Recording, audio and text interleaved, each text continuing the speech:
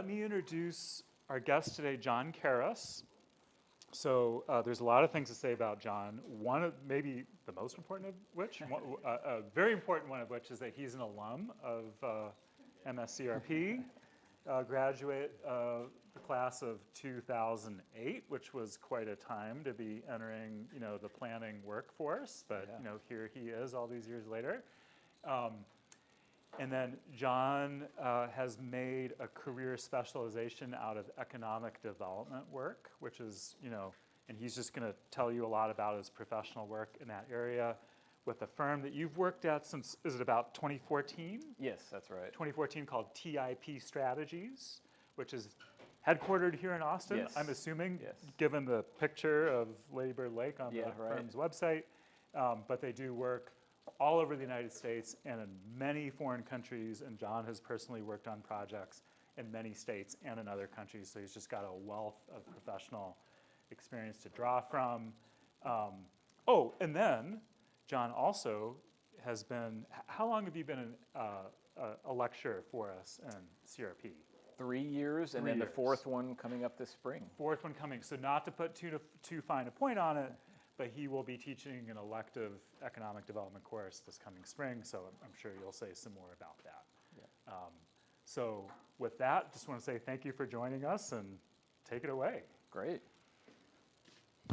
Thank you so much, Dr. Wegman, for the intro and for the invitation. I'm excited to speak with y'all, and shout out to the students that Salvador, Mireya, Tyler, William, and I think I saw Austin, who were in the course last spring, and I'll share a little bit more about the course here, but just some introductions, a little bit more background on me and the work that I do, and then we'll talk for probably 20-25 minutes about what is economic development planning, what goes into it, just a kind of teaser of the type of work that I get to do with the company that I'm a part of, and then kind of the economic development profession across the U.S., and it's there's some unique things here in Texas as well, so we'll talk a little bit about that, and then just kind of a preview of the economic development planning course in the spring. But I wanted to make sure we had at least half the class for your questions, thoughts, comments, discussion. So I invite your questions at any time. Feel free to just raise your hand or just interrupt with a question. I welcome that. But as we're doing that, just a little bit more background. So I think Dr. Wegman covered all of this, and yeah, it was certainly an interesting time getting to go into the workforce in the summer of 2008. I actually followed my wife out to grad school. She went to NYU, so we moved to New York City, I think like a couple days before graduating here, flew back for the graduation, and then ended up getting a job with the New York City Department of Transportation there in 2008, and we were there a couple years. That was a fun, interesting time getting to work with the DOT there. They were doing a lot of creative, innovative things like closing down Times Square to only pedestrians, and I worked in a small unit called the Office of Freight Mobility that was within a larger division called Planning and Sustainability, and our job was to try to make truck traffic more efficient and flow more smoothly in New York City. So sometimes we would kind of butt heads with the bike lane people and some of the transit folks, because very congested city and a lot of competition for that limited roadway space. I remember specifically one major industrial zone at Hunts Point in the Bronx, where a lot of the meat and produce markets are, and it's like 10,000 plus truck trips a day.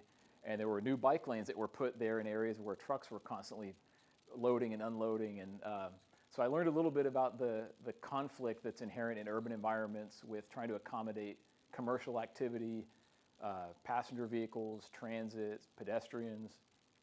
So I won't go into too much more on that experience, but our son was born in New York City, and we realized that to live and afford living in New York was pretty expensive, so came back to Texas, and I've been back here in Austin since 2010, pretty much working in the economic development planning field that whole time.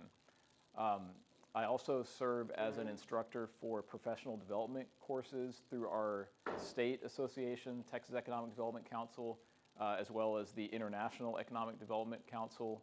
But I kind of came into economic development from the lens of urban planning and geography. So my undergraduate's actually just down the road in San Marcos at Texas State in geography. So maps are kind of my love language. That's how I view the world, is how things are connected spatially. So enough about my background. So our firm, Dr. Wegman mentioned TIP Strategies. We're actually celebrating our 30th anniversary as a company this year. I have not been with them since that long, but I've been with them since 2014. And we're based here in Austin. We've got about 20 professionals. Probably about half of our team is actually outside of the Austin area, from Seattle to Upper Peninsula of Michigan to Boston, a few other places around the country. And we do a lot of work here in Texas, but we also work all over the country. I think we've got active projects. Like, actually, yeah, here's our current list of consulting engagements. So projects from California to Florida and a number of places in between. Probably almost half of our work is in the state of Texas, but a little more than half is actually outside of the state. And really our core business is economic development strategic planning, which is, if you're familiar with the comprehensive planning world, longer time horizons, typically 20, 25, 30-year plans.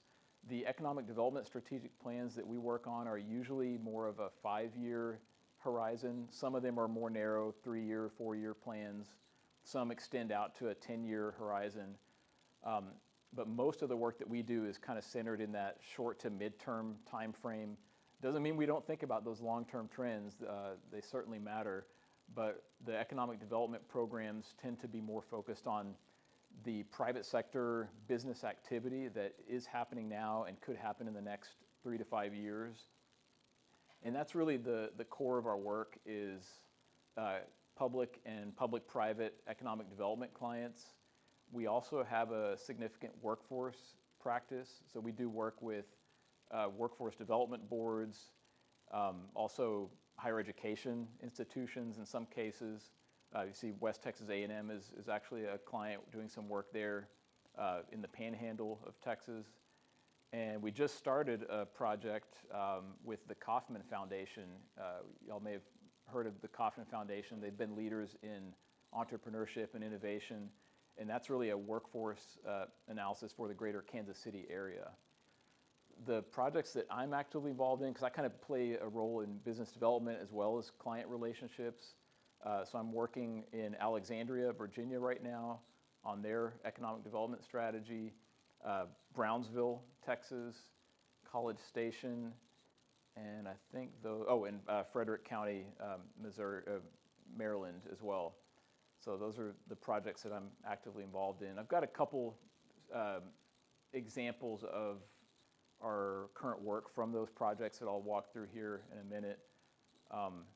Any questions, reactions, anybody from some of these places, and you're like, oh yeah, I'm familiar with that area? Yeah.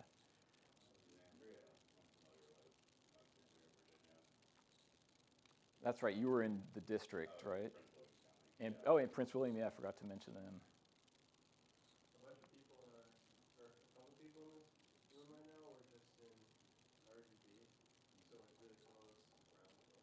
Oh, okay. In Brownsville, it's actually very nice. Was it far? Was that the town? Yeah. That's fairly close to Brownsville? Brown. Yeah. Some of us have some interviews in Brownsville. So y'all were down there for a project? Yeah, we're doing like a course practicum. Oh, cool, okay. Yeah, Miriam Solis has been running a practicum course down there for a few years. Okay, She's got some relationships she's really developed down there. nice. And what's that project about? It's like environmental justice work, Okay, loosely tied to like immigration issues. okay. About connectivity. So if they're trying to figure out like what the community wants to connect to different places, and we talked, Marcus and I went to Brownsville and we interviewed a couple people that used to be like a part of the city commission, and other people that were involved in like the active transportation Okay. So yeah, which is like what the Carapara shows. Okay. Yeah, that's a fascinating area. It's a lot of change happening down there with the Starbase in particular and the LNG plants, and yeah, immigration is it's an issue everywhere, but especially down there in the valley. I think you had your comment. What is a board retreat facilitation? So that's kind of like, I don't want to say a mini strategic plan, but so we've been working with the Greater Brownsville Incentives Corporation, which is their local economic development entity, on a 5-year strategic plan. And during that process, we've been meeting with other organizations in Brownsville. One of those partner organizations is the Brownsville Chamber of Commerce. So we were brought in by them to help them with their planning for the next year. So it was the board of directors for the chamber that we've been working with there. So that sometimes that happens where we do repeat projects for an organization or in a community based on the value that we're providing as a kind of a trusted consultant. So actually Brownsville, the Greater Brownsville Incentives Corporation, I worked with them back in 2018 and 2019 on their economic development plan. So it's kind of a repeat project. So that tends to happen. If we're doing a good job as consultants and providing value, then we get brought in for additional work in the same community. But yeah, good question. So that's just kind of a snapshot of where we're currently working. So all right, what is economic development planning all about? What are the things that go into it? So there's kind of 3 broad categories that I would say that inform the plan that we ultimately deliver to our clients. 3, I guess, sources of input. One of them is that stakeholder input, what we hear from the leaders in the community, in the public sector, the private sector, academic, nonprofit. And I would say that's maybe arguably the most important source of input, because it's not just about getting the perceptions and opinions of the people that are in the community, but it's also about building excitement and enthusiasm, because when we deliver a strategic plan, somebody's got to implement it. And it might be the economic development organization, but it may also be a lot of other local partners in city government, county government, K through 12 school districts, chambers of commerce, business leaders. And by involving them in the process and getting their input and excitement and maybe their critique about ideas and directions, that can help really build momentum for successful implementation of a plan. So that's one category of input. And really, I think holistic is not just about talking to the leaders in the community, but talking to underrepresented groups. One of the groups that I love getting input from is young people in the community, young professionals, even college students, even high school students. Actually, in our current work in Brownsville, I think it was the city, they set up what they called a youth advisory commission. And we had a stakeholder interview with a current high school student, and it was really cool to get his perspective. He was, I think, the representative for his school to that city commission. So they would actually present at city council meetings. And he talked a lot about how when he first moved to Brownsville, I think maybe 3, 4, 5 years ago, his perception was, there's not a lot of career opportunities here for me. But over just that short period, they've had a lot of economic growth in the area. And he now views it as a place that, when I get my aerospace engineering degree at UT Austin or somewhere else, but UT was on the top of his list, I might come back to Brownsville because I think there's going to be opportunities for me. So when we hear those stories, and they could be positive stories or they could be negative stories. We did a big project down in coastal Mississippi. I don't know if y'all remember the BP oil spill that happened down there in 2010. So many years after that, British Petroleum, they had a settlement with the state of Mississippi for, I think it was $750 million for economic revitalization of the coastal counties, So we were brought in to help them with kind of a long-range plan. In that case, it was a 15-year plan. And we met with a lot of different stakeholder groups. One of them was the young professionals, about 20, 25 people.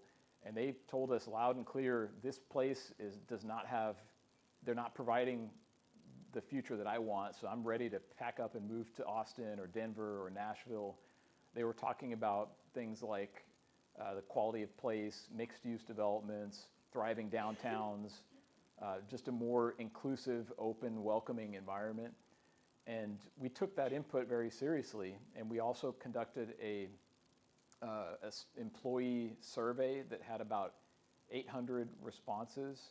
And it was interesting when we segmented that down by age group, the older demographics in the workforce, there was one specific question we asked them, is this a competitive region for attracting jobs, investment? The older folks were like, yeah, this is a pretty positive, like it was like 2 to 1 on the positive side on the scale. And when we asked the youngest generation, they overwhelmingly were negative in that survey. They said, yeah, this is not a competitive place. So Their opinion might count for, honestly, right? I mean, that's the future. yes, exactly. And our client team, which were a lot of the executives of the major companies, they heard that, and that was, I mean, they kind of had a sense of it, but to hear that and see it, they were like, wow, we're not going to be able to be successful retaining them, much less attracting new people to work here, unless we address these issues. So yeah, you're right. I think it is, we probably should place more weight on the next generation. I mean, you want to take everybody's input, but yeah, so that had a big impact on things like recommending revitalization in downtown Pascagoula and Biloxi, and focusing more on broadband infrastructure. So in 2019, we finished that plan, and they've implemented some of that work, partly because they had the funds from the BP settlement. So they've actually turned some things around and seen some positive change. So yeah, stakeholder input is critical, but we also have to look at what the data is telling us. And I know y'all have done some, I guess, theoretical kind of looking at theories about local and regional economies. Have y'all talked at all about traded, local versus traded, primary jobs, export-oriented? Yeah, a little bit. Okay. So yeah, I've got one example of that coming up here, actually from Brownsville. But yeah, the data is important, and we look at everything from demographic, industry, occupation, real estate, commuting patterns, innovation data, education data.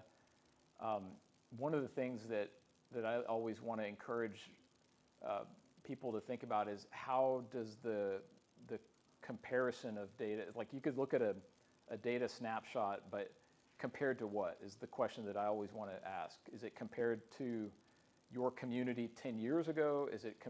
Are you comparing different industries in your community? Are you comparing different neighborhoods? Are you comparing Brownsville to Farr to Harlingen to Edinburgh? Are you comparing the RGV to San Antonio? Are you looking at the industries in your community to those in the state or the national or even global economy? So the more relevant context you can have, the better, I would say. So the benchmarking versus peer and competitor communities. Yeah. Well, I didn't mean to cut you off. No, go ahead, yeah. Well, so I think what you're highlighting here is that when industries come to places, in order to retain folks, they need to have some sort of like amenities, right? And oftentimes like downtowns of nearby places will feel those ripple effects of industry. But I'm curious as to what your take is on, like we've seen a lot of these sort of things popping up where it's like, let's take Starbase for example. Instead of like investing in the nearest city, they made like a smaller like little campus for the workers with like their own amenities, and it's like gated off. And Yeah. we've seen a similar thing with like the Domain, where it's like its own island of stuff that's kind of primarily serves like the workers there. So I guess my question is, that's interesting. First off, what's your take on that sort of development? Like, how can we better incentivize industries to invest in the cities that they're near versus just making these little islands of paradise for their workers? Yeah, great point. And that's exactly what we're in the process of trying to help our client in Brownsville figure out right now, because they have this love him or hate him or something in between with the leader of SpaceX, but the economic reality is they're injecting a ton of investment, bringing in a lot of skilled workers and providing a lot of jobs for current people in Brownsville.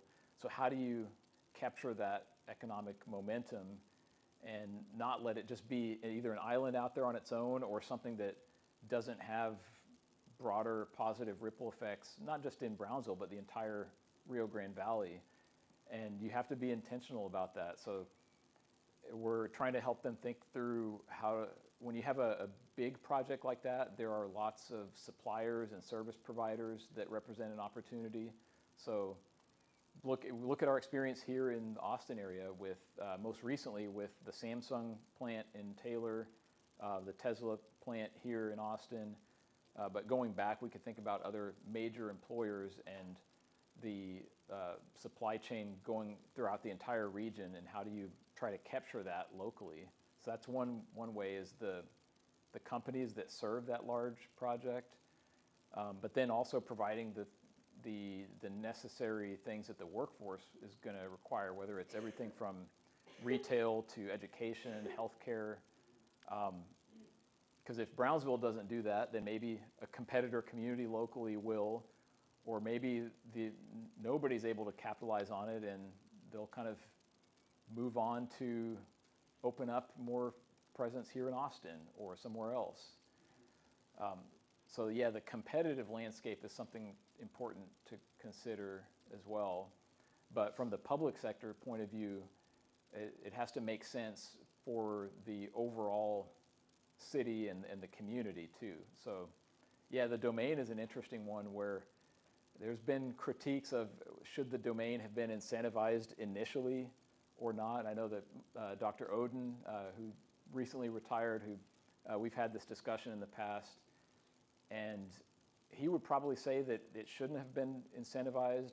He might be right, but I'm skeptical. I think that given the competitive landscape, if the city of Austin had not helped at the time, what was that, early 2000s, mid 2000s, this kind of new format of a mall to be more mixed use, to get going, then it's possible that Cedar Park or Round Rock or another city might have put a big project into play, and then maybe there wouldn't be a domain, and then which then led to a lot of office space and led to a lot of hotels and additional retail and housing. Or maybe it would still be there just like it is, or maybe somewhere in between where it would be there but not quite as dynamic. So yeah, the question of public sector support for whether it's a specific company or a mixed-use development or some big redevelopment project, it's a tricky one.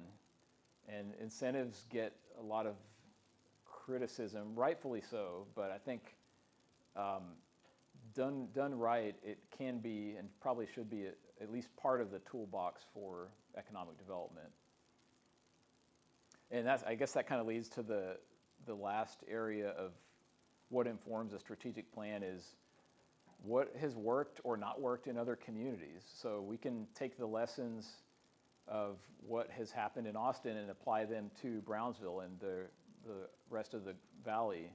We can take the lessons in public-private development projects in Mueller and apply them to, or in the domain, and apply them to other projects here in the Austin area, or other projects in Alexandria or elsewhere where we're working. So I think that understanding of what communities and economic development organizations are doing and kind of learning lessons from that is really valuable. And then also just understanding what's going on in the overall economy, because that has a huge impact on what you can do locally.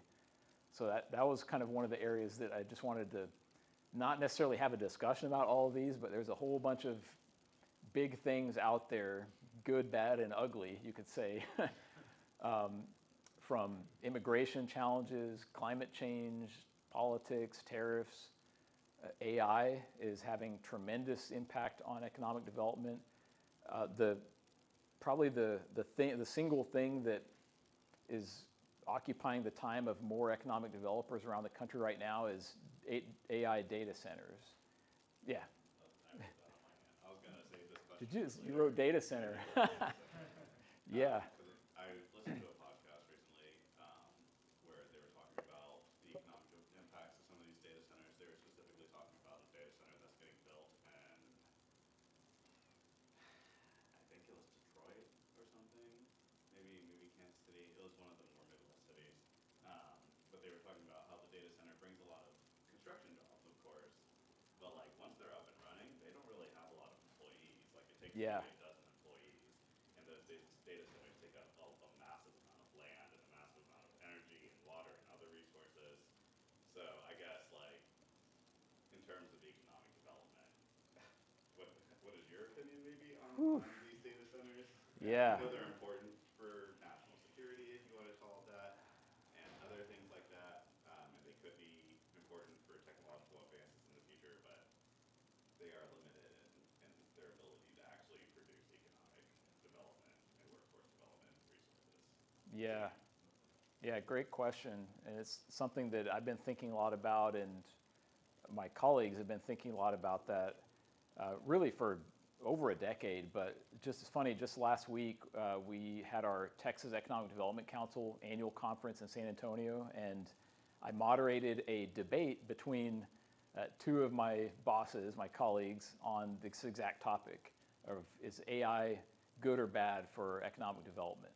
And they took two kind of major categories. One was the data centers, another one was the workforce. We could talk about the workforce, but to your question about data centers, on the one hand, you could make the case that it's the most colossal misuse of resources in human history, right? I mean, with the environmental impacts, or you can make the case that it's the biggest, most exciting economic development thing maybe ever, in terms of the amount of investment, both from physical infrastructure to just financial resources going into it, and the potential then benefits of AI to the economy.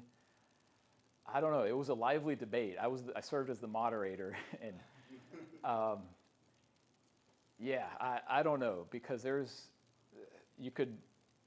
so one of those huge data centers that's being built in Abilene right now. Abilene is city region of maybe 150, 200,000 people, kind of a regional service center out in West Texas, and they've been growing steadily for a number of years, but all of a sudden they had this one project that is employing 7,000 people currently to build it. 7,000 on the ground for I guess it's tied to OpenAI. I don't know how many billions of dollars are being invested there, but yeah, the construction project is just absolutely mind-boggling. And that's there's other ones too. There's many around the country. You mentioned a couple. And part of the thinking that I've had that's kind of changed a little bit is, yes, they're construction jobs, which you could argue are kind of temporary. And once that particular data center is up and running, maybe they'll have 100, maybe 200 employees. Yes, there will be maintenance that goes along with that. But it's possible that's kind of a never-ending construction site, and then they'll be on to the next campus and the next campus. And one way to think about it might be more like the Houston Ship Channel and the petrochemical industry that's there. It's always being reinvested in, and new investment coming in. But yeah, I don't know. And it goes all the way back when I was with another consulting firm, Angelo Economics. In 2011, we got hired by the city of San Antonio to do a data center industry, basically an analysis on what are the trends in the industry and should we be incentivizing them, or not even incentivizing, should we even be actively just trying to target data centers as a growth opportunity? And in San Antonio's case, they had the largest municipally owned utility in the country, so CPS Energy. So they're selling electricity to these big power users. They can profit from that electricity, put that into their municipal budget. And even at that time, I remember presenting to Mayor Castro and their city council, and they were kind of ambivalent on it and they didn't decide, yes, data centers should be a target industry. And now data centers are 100 times bigger than they were even 10, 15 years ago. And there are places that are targeting them and incentivizing them heavily. We've done a lot of work in Mississippi, and they've recruited some, and they've incentivized hundreds of millions of dollars to attract some of these data centers. And part of my frustration with that is that they attract a data center and then claim that they're a technology and innovation hub. Not really. Because they're part of the basic infrastructure that we need in the modern economy, increasingly so. But it's almost like it matters less where that infrastructure is. It's not like the railroads and the highways and the airports. You need the infrastructure, but do you need it to be right next door to have success in other industries? I don't know. Yeah. Have tariffs, like, have the new tariffs that have come into place this past year, like, has that changed the way that your company has done economic development, or has it changed the landscape at all of city economic development? Yeah, definitely. And not just the tariffs, but just the broader uncertainty and I would say kind of chaos with federal policy. Yeah, it's impacted us in some ways. We've had a couple projects that were going to be federally funded that still haven't happened yet because the Economic Development Administration is on pause, and then they're about to release funds, and then there's the federal government shutdown.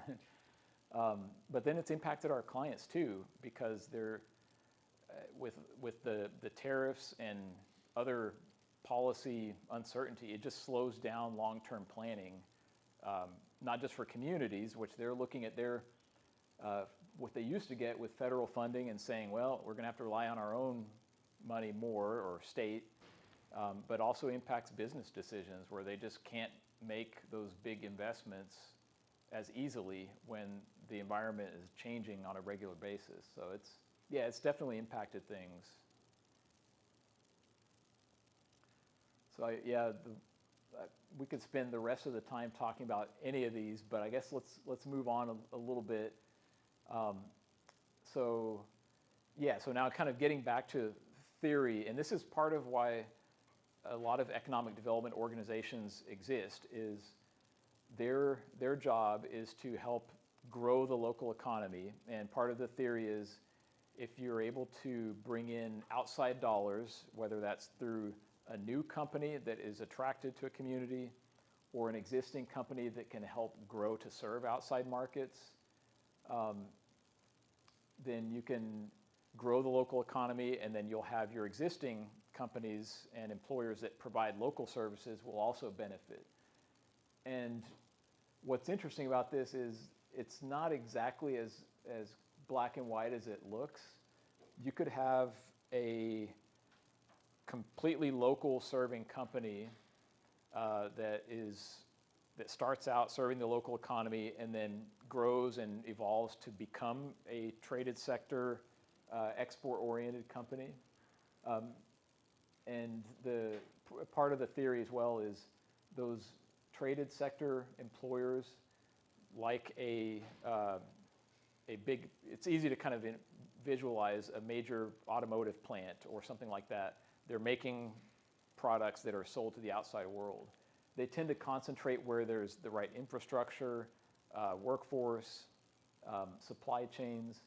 But let's think about an example that there was in the 1980s. There was a kind of weird hippie grocery store that opened up here in Austin, right? They started serving the local economy, and they became Whole Foods Market, and then they grew to become kind of the global brand that they are today.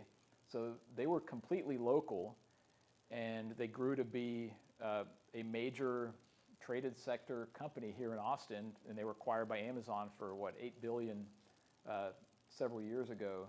So now the individual Whole Foods store is still serving the local economy, but the corporate headquarters that's here in Austin, or maybe pieces of it are now in Seattle, I'm not exactly sure, but certainly they still have corporate presence here.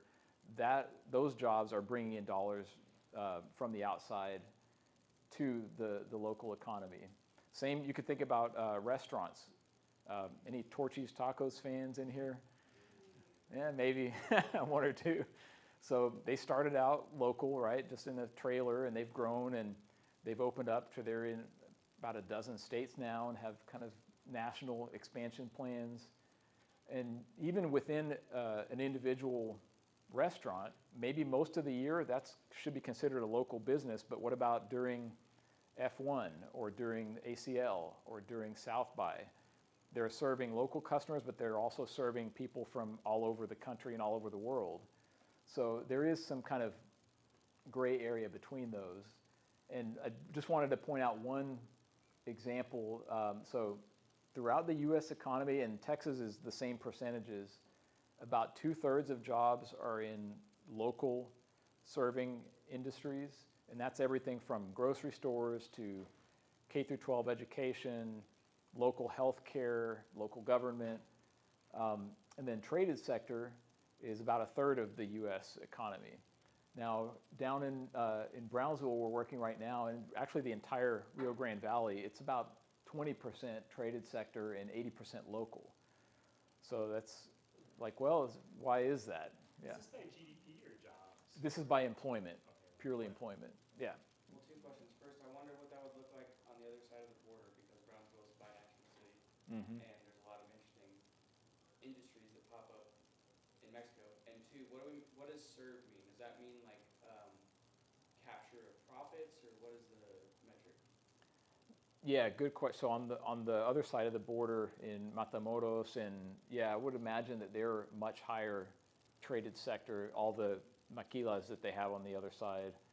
So maybe that's part of why Brownsville is more local, because they're, you know, a lot of that activities happening on the other side of the border. And it's really just defining the employment in those industries as very black or white, local or traded sector. So it doesn't get into the nuance, but it's based on the employment within those industries, and are those industries considered primarily serving the outside world or that local economy. And Yeah. defining these industries, is that based on like the NAICS classification? NAICS codes, yeah, down all the way down. You have the 2-digit NAICS, which is the super sector, kind of broad manufacturing, healthcare, all the way down to the 6-digit, like very specific industry sector. So it's based on the 6-digit, but I think rolled up to maybe the 3 or 4-digit level in between there. But yeah, it's based on the NAICS code classifications. Yeah. Wait, does traded mean like publicly traded companies? No, like it's export-oriented or primary jobs. They're all kind of interchangeable terms for industries that are selling products and services to the outside world, bringing money back into the local economy. Export, not in the sense of international necessarily. Yeah, not exports, necessarily. Just beyond the metro area. Yeah. So this is all employment in private companies, nonprofits, government, education. And another example, a project that we worked on, actually down in coastal Mississippi, there's Jackson County. Not the city of Jackson, which is the capital, but it's the county that includes Pascagoula, where they have the Port of Pascagoula and a company called Huntington Ingalls. It's the largest employer in the state of Mississippi, largest private employer. They employ about 12 or 13,000 people, and their traded sector is at 40% of their employment in that county. And it's primarily because of that one company, and they're selling ships to the U.S. Navy. So that's another good example of export-oriented. Again, yeah, they are exporting some international, but they're exporting those billion-dollar ships outside of Jackson County. It's not like every county in the country has a naval shipyard, right? It's kind of a specialty case example. So yeah, hopefully that helps explain some of that a little bit. So lots of other data. I just wanted to give you kind of a snapshot of a lot of the other types of data that we look at. So this is actually online, and so I'll share this, the slide deck afterwards. You can click through to the interactive data analysis, and we've got everything from population, industries, commuting, investment expansions into the Brownsville area, mobility information, real estate. So we look at tons and tons of data to try to get a sense of what's happening in the local economy and what the opportunities are. So yeah, just wanted to give you kind of a sense of that. And this isn't everything, but this is a lot of the types of data that we look at. So just wanted to give you one case study of economic development plan that we worked on a few years ago that has been pretty successful as far as bringing the community together. This is for Fort Wayne, Allen County, Indiana. 4 years ago, we worked with them on a 10-year economic development action plan. And they wanted to be stretched. They were at a kind of transition point in their community where they'd had a couple decades of no growth or even employment losses, but they had started to turn the corner kind of in the 2010 to 2020 timeframe and started to see some growth, and they wanted to build on that. They wanted to accelerate that growth, and they wanted to really try to take their economy into the future so that they could be more innovative, also more inclusive. So these were kind of the three guiding principles or kind of broad goal areas that we came up with collaboratively with the client team. And what was kind of cool about this project is it wasn't just a generic, talent, innovation, place, kind of broad ideas. It was very specific with some of the, this is their language, bold projects that they wanted to advance, things like $1 billion of investment in their downtown riverfront. One kind of a unique metric in an economic development plan that I haven't seen before is the number of net new housing, student housing units. They had Purdue, Fort Wayne University, Indiana Tech, a couple other institutions, but didn't really feel like they were known as a college town, either externally or even locally. And then another kind of cool asset that they had was a number of different things within the music industry. So they had a company called Sweetwater Sound that grew to be kind of the online, kind of the Amazon of musical instruments for any musicians in the room. Yeah. If y'all bought anything from Sweetwater Sound, any instruments? So they're, have you heard of them? No, I got it from Monica. Oh, okay. You did from Sweetwater? Yeah. So yeah, they're kind of this hidden gem, at least for those of us who aren't musicians. I think they employ almost 2,000 people now in Fort Wayne. And there's also some music programs at some of their universities. They've got some cool festivals. So we kind of saw that and we're like, hey, maybe they can create a goal to be kind of a top music city. So if you look at a qualitative list of what are the top music cities, Austin's on there, of course, New Orleans. But there's not a whole lot of smaller communities. I think Asheville and Athens, Georgia were the two that popped up on a couple of lists for smaller communities. So we said, hey, maybe you can make it a goal to get yourself onto some top 10 lists as a music city. So it doesn't always have to be quantitative. It could be qualitative, sort of quirky data, as I like to describe it. And then being inclusive as well. So targeting the specific amount of investment in portions of the community that had not been beneficiaries of past economic growth. So Southeast Fort Wayne was that portion of the city that had not had a lot of economic development. And they now have a big Google data center, back to the data center point. So they blew past that capital investment target in a matter of, it was a 10-year plan. They blew past it in 2 or 3 years. We're only 4 years into it. The 2,500 net new jobs, I don't think they're there yet, even counting the construction. I'm not sure how many construction jobs, but they have had some momentum in some more intentional real estate development projects in Southeast Fort Wayne. And yeah, I'm not going to go into a lot more detail on this, but this was kind of the entire action plan, which you can look at online on one page, trying to like get what are the overall goals, what are the bold projects, and then what are the specific strategies and initiatives that fit into that. Yeah. Did you do anything with the Electric Works campus, the old General Electric campus? Yeah, so that's a really cool project. That's probably one of the most exciting kind of urban redevelopment, adaptive reuse projects. It's, I think, a 1 million square foot old building, kind of on the edge of downtown Fort Wayne. And that was certainly one of the bold projects. They had already been kind of working on it before we started our plan, but yeah, I think that probably fit into this very first 1.1 expanding and repurposing commercial, industrial, mixed-use real estate. Yeah, so they've turned that into kind of a cool mixed-use campus with some cool office space, restaurants. Yeah, very cool. And one kind of confession that I have, I never actually visited Fort Wayne, not yet at least. We did this entire project virtually, which was kind of weird. So we started it at the end of 2020 and did all of it during 2021.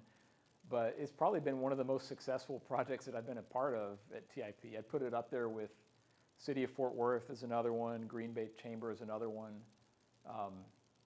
So yeah, they've done a lot of good things, but we didn't even visit the community firsthand, which normally it's kind of a must-have for any consultant working in a community. And we did a lot of other virtual projects during COVID, but they were in places that either I had worked before or had been to physically. So kudos to our client team and the Greater Fort Wayne Inc. organization for making that project successful, even though we didn't get to go on the ground and haven't been in the GE building, the Electric Works building yet. Have you been there? No, I did a brownfields case study project on it. Okay. So that's why I heard Fort Wayne, I was like, I think I did something on that. Yeah. Yeah, they've won some awards for that project. So I think that was almost it on one other example, and this is a project that we're working on right now for Alexandria, their economic development partnership. And this kind of gets at the question of the role of the public sector. So they wanted us to come up with a series of factors that they would consider anytime they were helping a existing company or a new company with any kind of financial support or any kind of new real estate development project or redevelopment effort. They wanted to consider what's the economic impact of it. So that's that first factor, quantifiable impact. How does it align with other things in the city, like our city council's strategic goals? And then that one in the middle there, the necessity of public funds. That's oftentimes talked about, well, were they going to come anyway if you didn't give them that incentive? Or would the domain have happened in Austin without the incentive? So being able to think through, without the public investment, would that economic activity happen? Or how might it happen without the public support? And maybe there's no way to really know the answer perfectly, but at least trying to get as much of a sense as you can with economic analysis and modeling is important. And then anytime you're talking about public investment, you obviously have to think about things like the city or the county's credit rating and how does that going to be impacted? How will taking on any future debt be affected positively or negatively by providing support to a certain project? And then also this I would say increasingly considered factor for a lot of communities is how does it benefit the neighborhood, the local businesses, the local population? And where we've seen this the most is with really large projects like stadiums or downtown redevelopment projects. Whenever you have this kind of big injection of new development, how does that impact the surrounding area? And how can that lead to positive outcomes for the existing residents? It's kind of the anti-displacement, anti-gentrification, but more than that. It's more holistic than that when it's done right. So we've got a call later today with our client team, and we're actually presenting the draft of the strategic framework to the city council in a couple of weeks. So we'll have a lot more discussions about this in Alexandria shortly. Where are you focusing? Are you focusing on like King Street or like where at in Alexandria? It's really a citywide economic development strategy. But yeah, there's a number of significant districts: Old Town, Potomac Yard area, different corridors. You're probably more familiar with some of them than I am. Yeah, Potomac Yards is probably because they just opened the station there. So it's like, is there a lot of development going on that they're focusing on up there? Yeah, to a certain extent. Yeah, and I think just trying to be mindful of what types of projects are receive investment, and there's desires for different things among the residents. They have a highly educated, highly engaged population that sometimes is critical of economic development projects. They had an arena proposal that didn't end up happening, so. Can I ask a kind of, maybe it's a silly question, but isn't this a city that just has everything going for it, right? Like it's on the Washington Metro, amazing airport access, charming historic neighborhoods, Potomac waterfront. Like, do they need to try for economic development? I'm just sort of curious here. Great question, because they do have some really strong assets. I mean, their population, I think, is 70–80% have a bachelor's degree or higher. I mean, this is, Affluent, educated. yeah, their diverse, yeah. access to the subway system, airport, their location is fantastic, but yet their overall employment is down compared to 2 decades ago. Oh, good. And I think a lot of that is just the competitive dynamics that places like Prince William County, Fairfax County, Loudoun County they've had some newer products that have provided opportunities for a lot of the tech companies and defense contractors and other industries in the region that probably a lot of people from Alexandria and Arlington work in.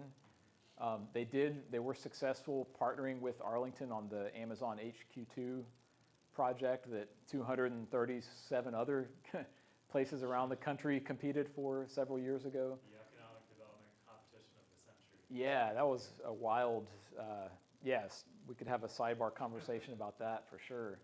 But that hasn't really panned out as much. I don't know what their employment is up to. Maybe it's 8,000 or 10,000.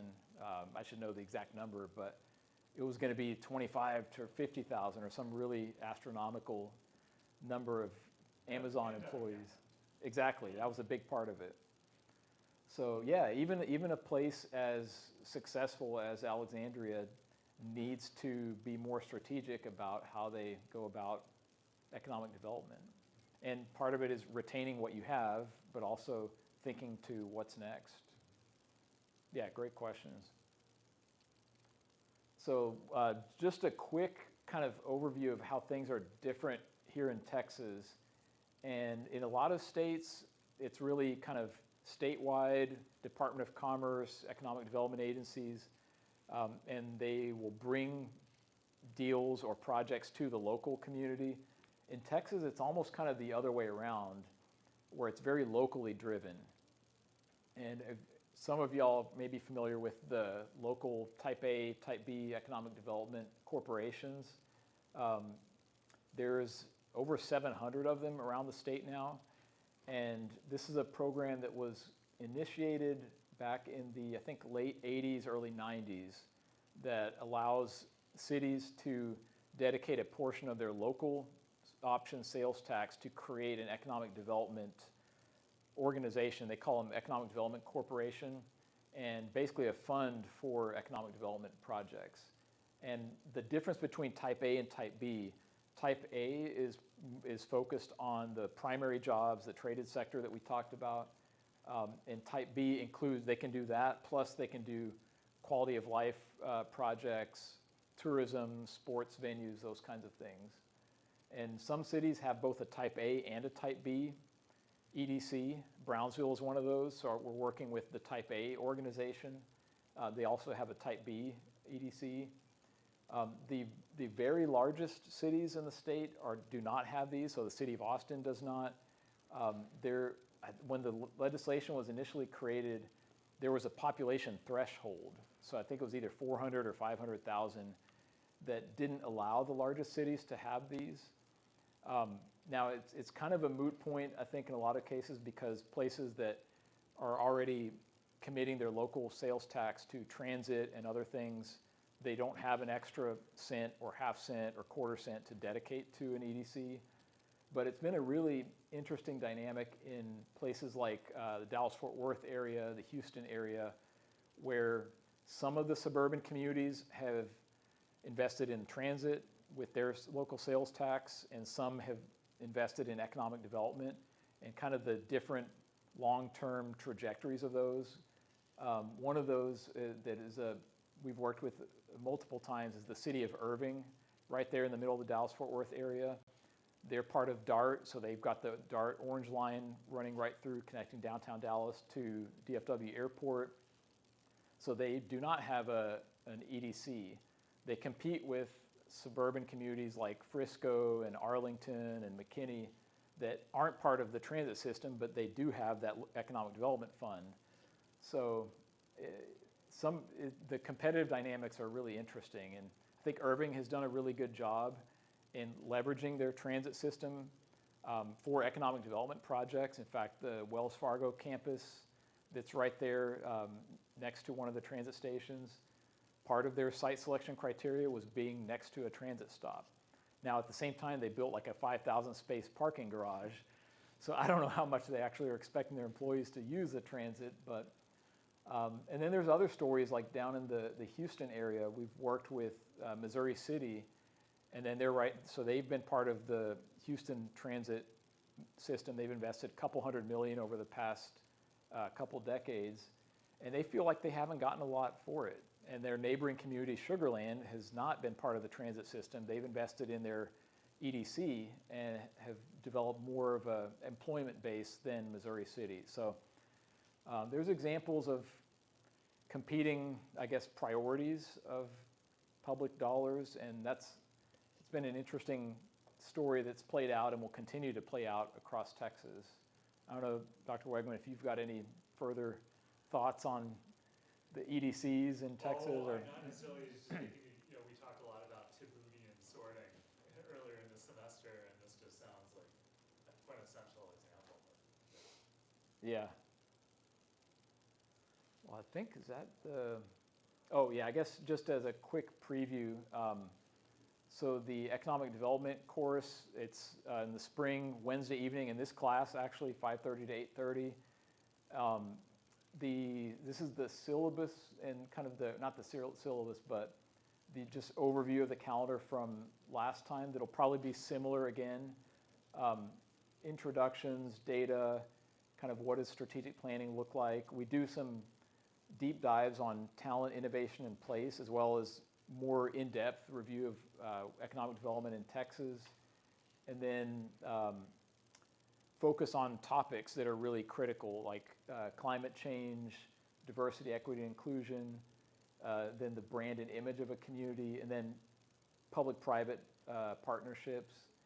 And there are some class projects that some of the students who've been in the class before can tell you all about. Group project that's really an economic analysis of a region and then a strategic plan based on that, as well as an individual project where you come up with kind of a unique community ranking based on a few different data sets. So that's just a very, very quick overview. I'm happy to answer any questions y'all might have about the class, or I'll direct them to the students who took it, and y'all can share your feedback as well. But I just wanted to open it up if y'all have any questions generally about anything I talked about or any of the projects that I've worked on. Any questions just specifically about economic development, how it relates to planning? Yeah, open.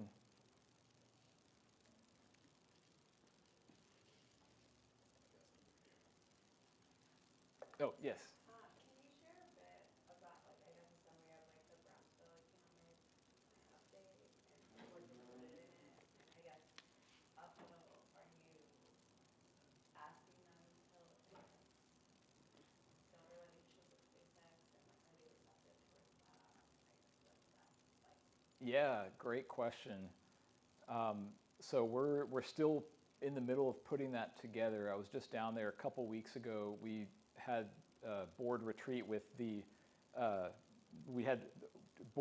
chamber, and then the very next week we had an annual board retreat with our economic development client.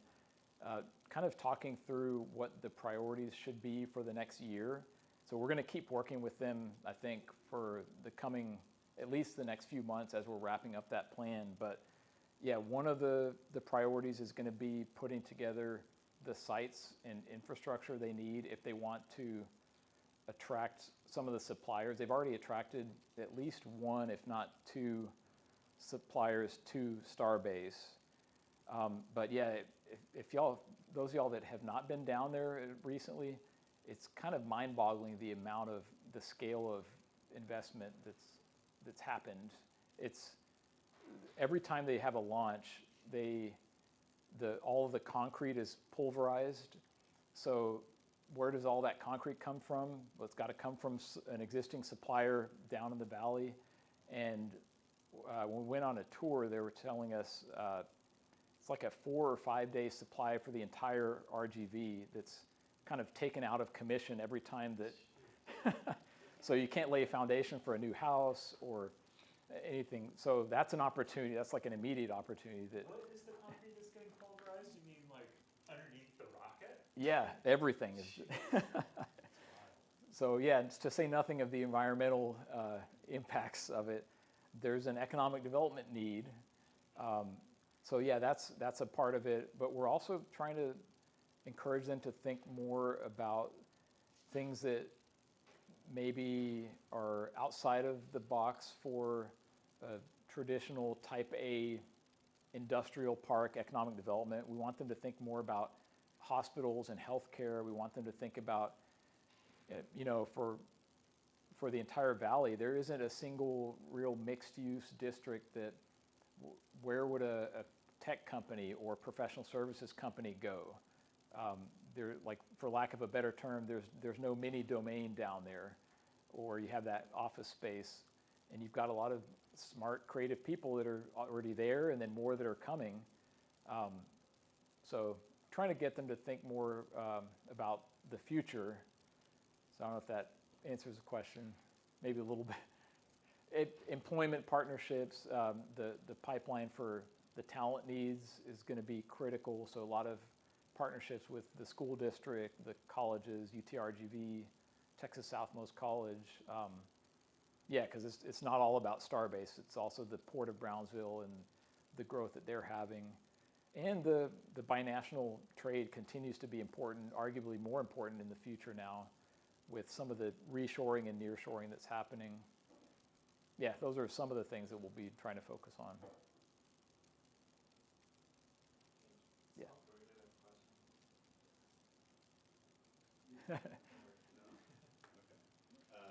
So while we were down there, there was a town that we went to go visit called Los Fresnos, which is like within the Brownsville, I guess, MSA type area.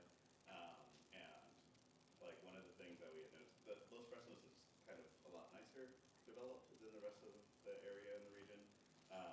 Like we went to go look at a park because we were doing a lot of trail studies, and that trail was very nice and the park was very nice. But when I went to go look at the data later, because it just seemed so incomparable to the rest of the region, I noticed that like their 2023 population, at the very least, had increased like 1.15% from the year before. Just the population numbers. They only have a population of about 8,000, but their median household income had like doubled, which was crazy. Wow. I didn't exactly know how that happened. I was like, maybe it's a missing, maybe there was a mess up in the data point, but like they had a 62% growth in a year on median household income from like 33,000 to 64,000, which was like Yeah. insane to me. So Where, Los Fresnos, is that just north of Brownsville? Is that where the country club is? The Northeast.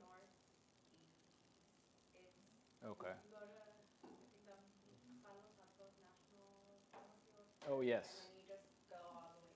Okay, okay. Is it becoming the veteran community for the SpaceX I think so. executives? That was my assumption. Yeah. Just based off of that.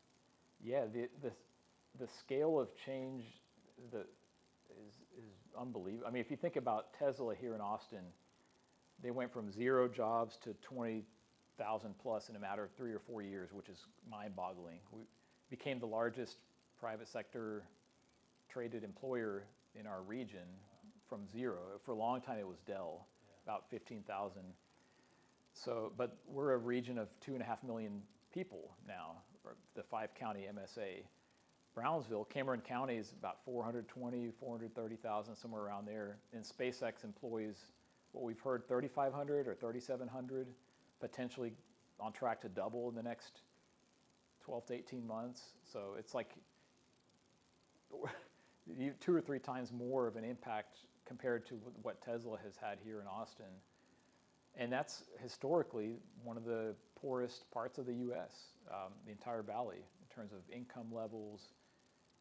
So it is changing things dramatically, in some good ways and some challenging ways too. So yeah, it's Yeah. Oh, sorry, that was just a crazy stat. it is crazy. Noted when we were down there. Yeah. You kind of like touched on it, but I kind of wanted to get your take on. So kind of like with the politicization of like funding from the federal government to cities, do you see or anticipate kind of like a renewed interest in like economic development for cities and like looking more into like self-sufficiency and not kind of like avoiding having to rely on federal funding? Do you see that happening or happening right now or in the future? Yeah, I think to an extent, if you can't rely on grants from the federal government, then it requires more local support. At the same time, there's some concerns that I have, at least especially here in Texas, but other states, around politicization happening at the state level and how that might hurt or help economic development. There's rumors about doing away with property taxes in Texas. I don't know how you'd fund everything. How's that work? I don't understand that. What do I know? We can create an income tax. Oh, but we haven't had that, and I don't think that's on the Change table. state constitution. So yeah, I think it does make those local partnerships more important. And one thing that I've found working all around the country is the national political dialogue is less relevant at the local level than it might appear, just kind of when you pull open social media or log on to any news outlet online or on TV. And people in public sector locally, in the business community, by and large, they work together pretty well, and it's less dire than it appears, I think, in national media. But yeah, local and regional economic development, I think, continues to be important. Other questions? Yeah, go for it.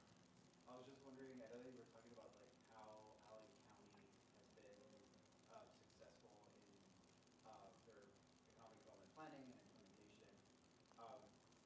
Is that something that you all have like a contract where you keep tabs on the development on it, or like a relationship with it, so you have like kind of like lessons learned, so what worked there, what did not work there, how does that? Yeah, good question. Sometimes we do, where we'll have like a 1-year scorecard check-in built in. In a lot of cases, it's informal, and it's just staying in touch with clients, maintaining relationships.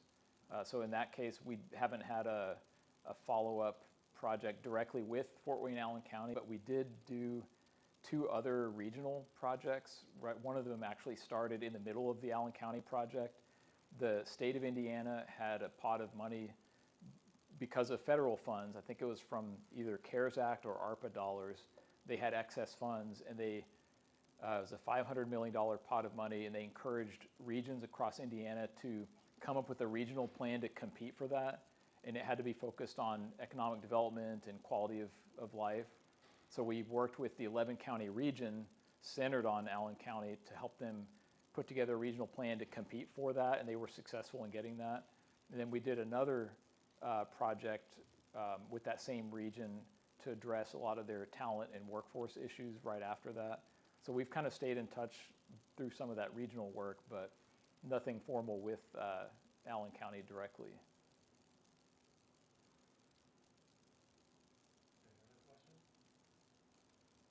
Oh, go ahead, Austin.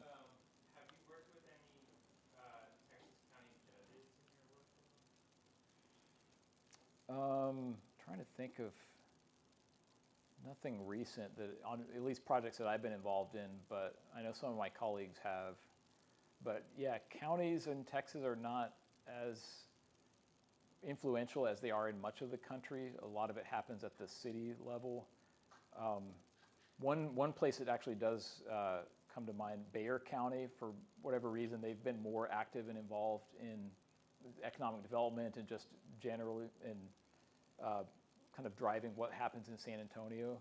So when we did the City of San Antonio Economic Development Strategy a few years ago, the Bexar County Economic Development folks were part of that. I don't think we met with the county judge at all, but yeah.